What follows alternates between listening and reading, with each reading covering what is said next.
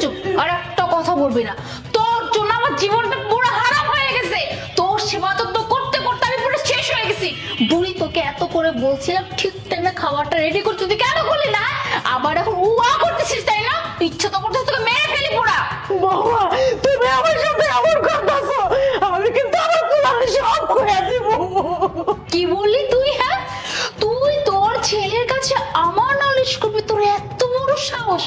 মানে তোর পাটা যে আমি পুড়িয়ে দিলাম, এখন পর্যন্ত তোর জবান চলতেছে যে তুই আমার নামে তোর ছেলের কাছে গিয়ে বিচার দিবি তাই না?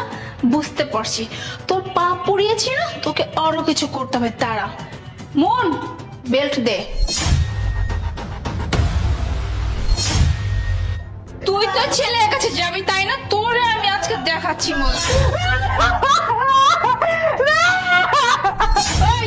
একদম কথা বলবি, একদম কথা বলবি না, একবার জিভটা না ছেড়ে দিব। হ্যাঁ, আবার আসছে আমার সাথে কথা বলতে। আমার কথা মতো যদি কাজ করতি তাহলে আজকে তোর এই দিন দেখতে হইতো না। এই চুপ, একদম চুপ। একটা আওয়াজ করবে একবার জিভটা টেনে ছেড়ে দিব। তোর ছেলে কল করছে, আমি ওর সাথে কথা বলে নেই। মন একদম চুপ, একটা কথা বলবি না। হ্যালো আলিফ, কেমন আছো? এই তো আমি ভালো আছি, তুমি কেমন আছো? আলহামদুলিল্লাহ ভালো। আচ্ছা মা কোথায়? মা মা তো বেশ ভালো আছে। মার কি হবে? আর তুমি মাকে কার কাছে রেখে গেছো? তোমার বউয়ের কাছে। আর তোমার বউ থাকতে কি তোমার মার কিছু হতে পারে বলো? আমি তো তোমার মার কত যত্ন করি, কত সেবা করি, কত ভালোবাসি। মার কখন কি লাগবে না লাগবে সব কিছু আমি দেখাশোনা করি। তুমি মাকে নিয়ে একদমই চিন্তা করো না। মাকে একটু দিবা, মায়ের সাথে কথা বলবো। মার সাথে কথা বলবে? শোনো আলিফ, হয়েছে কি, মাকে তো আমি কিছুক্ষণ আগে ঘুম পাড়িয়ে দিয়ে আসছি। ওই যে মার প্রেশারটা বুঝছো একটু হাই হয়ে গেছে, তো তো আমি ওষুধ খাইয়ে ঘুম পাড়িয়ে দিয়েছি। আর এখন যদি আমি মাকে যদি ডেকে দেই তাহলে মার মাথা ব্যথা করবে না বলো?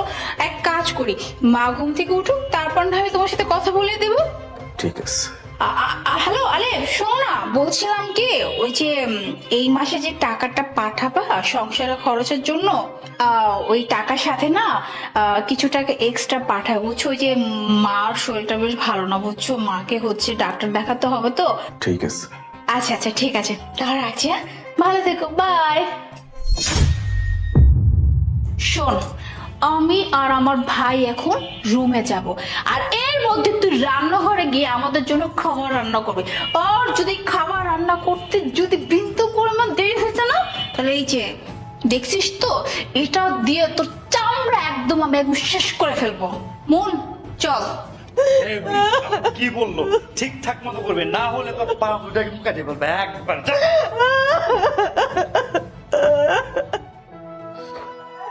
মা আস্তে।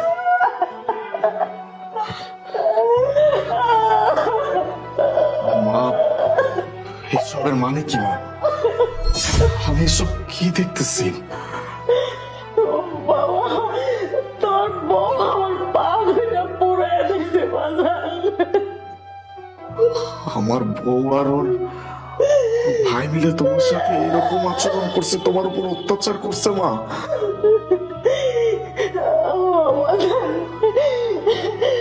আমার জীবনটারে পুরো অতিষ্ঠ করে বলাইছে। প্রতিদিন মার অত্যাচার, আমার খাইতে পর্যন্ত দেয় নাই, আমার ঘুমাইতে দেয় নাই, আমার তো বাড়ির সমস্ত কাজ করাইছে, রান্দাইছে, সবকিছু করাইছে।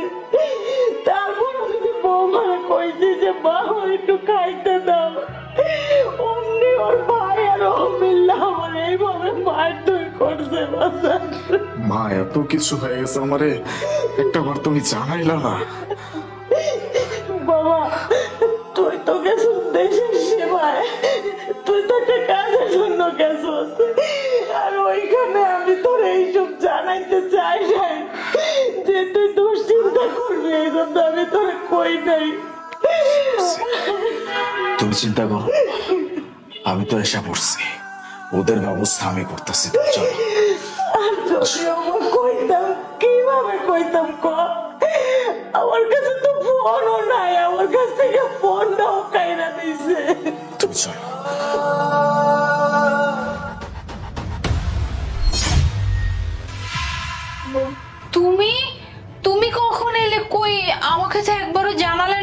কেন? এই বাড়িটা কার? বাড়িটা আমার। আমার বাড়িতে আমি যখন ইচ্ছা তখন আসতে পারি। এইখানে তোমাদের কোনো সমস্যা তো হওয়ার কথা না। আর তার থেকেও বড় কথা, তোমাদের কত বড় সাহস, তোমরা আমার মায়ের গায়ে হাত তুলছো, আমার মায়ের পা পুরা দিছো। এত বড় সাহস তোমাদেরকে কে দিছে? আরে কি বলতেছো তুমি? আমি কেন মার সাথে এসব করবো বলো? আর আমি আর আমার ভাই তো তোমার মাকে অনেক ভালোবাসি। আমার কি মনে হচ্ছে জানো, আমার মনে হচ্ছে তোমার মা ইচ্ছে করে তোমার কাছে আমার নাম উল্টা পাল্টা বানিয়ে বলছে, আর যাতে করে আমার ভাইটাকে আমি এখানে রাখতে না পারি, সব মিথ্যা কথা বলছে। বাস, আমি আমার মাকে খুব ভালো করে চিনি, খুব ভালো করে জানি। আমার মা আমার কাছে মিথ্যা কথা বলতেছে, এটা তোমরা আমাকে বললে আর আমি বিশ্বাস করলাম। আর তার থেকেও বড় কথা, আমি কি এখন আসছি তোমরা মনে করছো? আমি সেই তখন আসছি যখন থেকে আমার মায়ের উপর তোমরা দুইজন মিলে অত্যাচার করতেছিলে।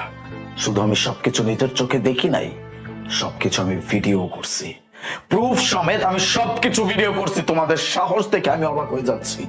আর এই যে তুই, তোর বোন যা করছে করছে, তোকে তো আমি গ্রাম থেকে তুলে নিয়ে আসছিলাম যেন তুই এখানে এসে পড়াশোনা করে মানুষের মতো মানুষ হইতে পারিস। আর এই তার নমুনা।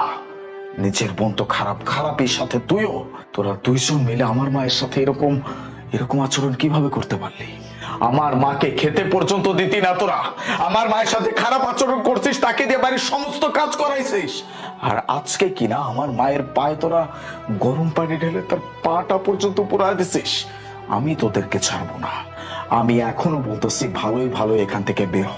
যদি আমার মটকাটা গরম হয়, আমি চাই না আমার বাড়িতে কোনো পুলিশ আসুক, আমার বাড়িতে কোনো সিন ক্রিয়েট হোক। বেরিয়ে যা, বেরিয়ে যা বলছে। না না, তুমি আমারটা বলো না প্লিজ, তুমি আমাকে মাফ করে দাও। আমি ভুল করে ফেলছি, আর তুমি আমাকে বাড়ি থেকে বের করে দিলে কোথায় যাবো বলো? আর আমার এই ভাইটা তো গ্রাম থেকে এখানে আসে শুধুমাত্র পড়াশোনা করার জন্য। পড়াশোনা যাবতীয় খরচ তুমিই দাও, তাই না? আর এখন যদি ওকে এই বাড়ি থেকে বের হয়ে যেত, তাহলে তোর ফুল ক্যারিয়ারটা নষ্ট হয়ে যাবে। প্লিজ, আমি তোমার কাছে হাত জোড় করে ক্ষমা চাচ্ছি, প্লিজ আমাদেরকে ক্ষমা করে দাও। হ্যাঁ ভাইয়া, আসলে আমি তো পড়াশোনার জন্য এই জায়গায় আসছি। আমি তো কোথাও চিনি না ঢাকার শহর। আমাকে যদি এই বাড়ি থেকে নামায় দাও, তাহলে আমি কোথায় যাবো? আমি কোথায় যেতে থাকবো? প্লিজ ভাই, আমার মাফ করে দাও ভাইয়া, আমি অনেক বড় অন্যায় করছি। আমরা বুঝি না ভাইয়া, আমার পড়াশোনা নষ্ট করো না ভাইয়া, প্লিজ। আর তাছাড়া তুমি তো জানো আমার বাবার সমাজে একটা সম্মান আছে। তুমি যদি আমাকে এইভাবে ছেড়ে দাও, তাহলে আমার বাবার মান সম্মান সব ধুলে মিশে যাবে। প্লিজ, আমার বাবার মান সম্মানের কথা চিন্তা করে হলো আমাকে ক্ষমা করে দাও। আমি আর কখনো এমন করবো না। তোর বাবা মানুষটা অনেক ভালো। আজকে শুধুমাত্র তোর বাবার কারণে তোরা দুইজন বেঁচে গেলি। তার সম্মানের দিকে তাকিয়ে আমি তোদের দুইজনকে আজকের মতো ক্ষমা করে দিলাম। কিন্তু ফার্দার এরকম কোনো কিছু করা তো অনেক দূরের কথা। চিন্তাও যদি করছিস, আমি কিন্তু একজনকেও ছেড়ে কথা বলবো না, একদম জানে মেরে ফেলবো। চলো।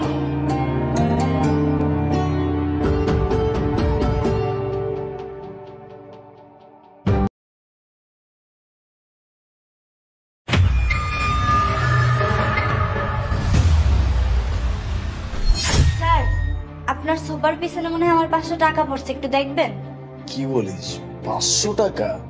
এক মিনিট।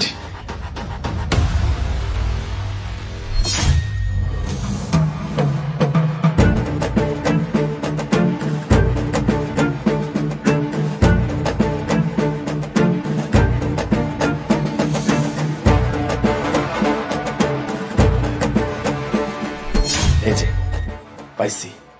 আচ্ছা, এক কাজ করি, হ্যাঁ, তোর এই 500 টাকা আমি ধার নিলাম, আমি তোকে পরে দিয়ে দিব, কেমন? আচ্ছা স্যার, ঠিক আছে। স্যার, আমি তাহলে এখন বাসায় যাই। ঠিক আছে। এইটা এখন 5 লাখাইতে হবে। হ্যালো, আচ্ছা শোন, ওই যে তুই আমার 500 টাকা বাজি লাগা দে। ওকে। ম্যাডাম, আমার মোবাইল একটু দেখবেন? কি হয়েছে মোবাইলে না চালু হয়।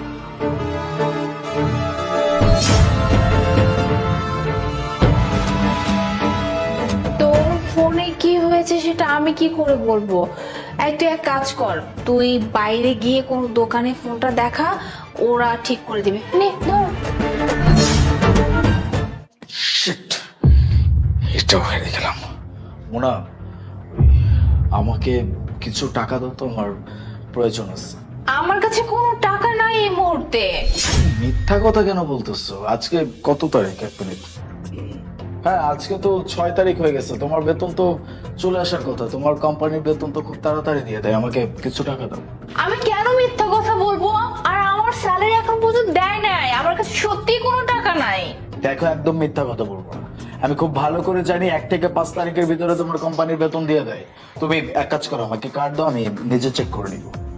শোনো, আমার কার্ডে মাত্র 2 থেকে 100 টাকা আছে, এর বেশি টাকা নাই। তুমি বিশ্বাস কেন করতেছো? আমি মিথ্যা কথা কেন বলবো তোমার সাথে? ঠিক আছে, 200 থাকুক 100 থাকুক, টাকা তো আছে, সেটা আমি চেক করবো। দাও। ওকে ফাইন, ঠিক আছে। তোমার যদি বিশ্বাস হচ্ছে না, আমি তোমাকে কার্ডটা দিয়ে দিচ্ছি, তারপর নিজে দেখবে যে ওই কার্ডে আসলে কত টাকা আছে। দাঁড়াও, এই নাও, ধরো। আমি চেক করে নিয়ে আসতেছি।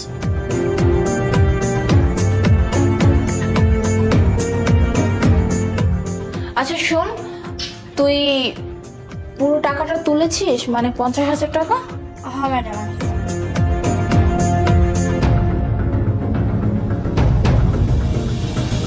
ম্যাডাম, আমি বুঝলাম না, আপনি স্যারের সাথে এমন কেন করলেন? তোকে আর কি লুকাবো বল? আসলে তোর স্যার এতটাই জুয়া খেলে যে জুয়ার নেশায় মানে নিজের সব কিছু উৎসর্গ করে দেয়। মানে টাকা পয়সা কিছুই রাখতে পারে না। এমনকি ও আমি যা টাকা ইনকাম করি সেই টাকাটা পর্যন্ত নিয়ে যায়। আর আমার শ্বশুর তো ওকে আর আমাকে বাড়ি থেকে বের করে দিয়েছে। আর এখন যদি ও এরকম করতে থাকে তাহলে তো আমার কিছুই থাকবে না বল। তাই আমি আজকে এই প্ল্যানটা করেছি, কারণ ও যদি একবার আমার কার্ডটা পেয়ে যায়, কার্ড থেকে সব টাকা তুলে ফেলবে। এর জন্য আমি এই প্ল্যানটা করে তোকে দিয়ে কার্ডটা দিয়ে আমি টাকাগুলো তুলে নিয়ে আসছি। ম্যাডাম, আপনি তো পুলিশের কাছে অভিযোগ করতে পারতেন। কি বলিস এগুলা? পুলিশে কমপ্লেন করবো? তুই কি পাগল হয়ে গেছিস? যত যাই হোক, ও আমার হাজব্যান্ড। হ্যাঁ, আমি মানছি ও একজন জুয়ারি, জুয়ার নেশা অনেক, কিন্তু তাই বলে ওর নামে পুলিশে কমপ্লেন করব? আর পুলিশে কমপ্লেন করলে তো আমারই মান সম্মান যাবে, তাই না? ঘরের কথা পরে জেনে যাবে, মানুষজন আমাকে ছি করবে, সবাই বলবে ছি, মুনার স্বামী জুয়ারি, মুনার স্বামী জুয়ার নেশা। এসব আমি শুনতে পারবো না। তাই আমি ওর সাথে মানিয়ে চলতেছি যতদিন পারি, দেখি কতটুকু কি করা যায়। আর আমার বিশ্বাস যে ও হয়তো বা একদিন ঠিকই ঠিক হয়ে যাবে। আর যাই হোক, তুই আজকে আমার জন্য যা করলে বিশ্বাস কর, আমি তোর কাছে সারা জীবন কৃতজ্ঞ থাকবো। থ্যাংক ইউ রে। না না ম্যাডাম, ধন্যবাদ দিতে হবে না। আমি যে আপনার জন্য কিছু করতে পারছি এটা আমার অনেক ভালো লাগছে। আমাকে আপনার ধন্যবাদ দিতে হবে না। কি বলিস? তোকে ধন্যবাদ কেন দিব না বল? তুই আমার জন্য এত বড় একটা উপকার করলি, তোকে আমি ধন্যবাদ দিব না? আর শোন, তোকে তোর বেতন নিয়ে ভাবতে হবে না, তুই তোর বেতন সময় মতো পেয়ে যাবি। আর এক কাজ কর, এই নে এই মাসে বেতনটা ধর, এখন তুই যা।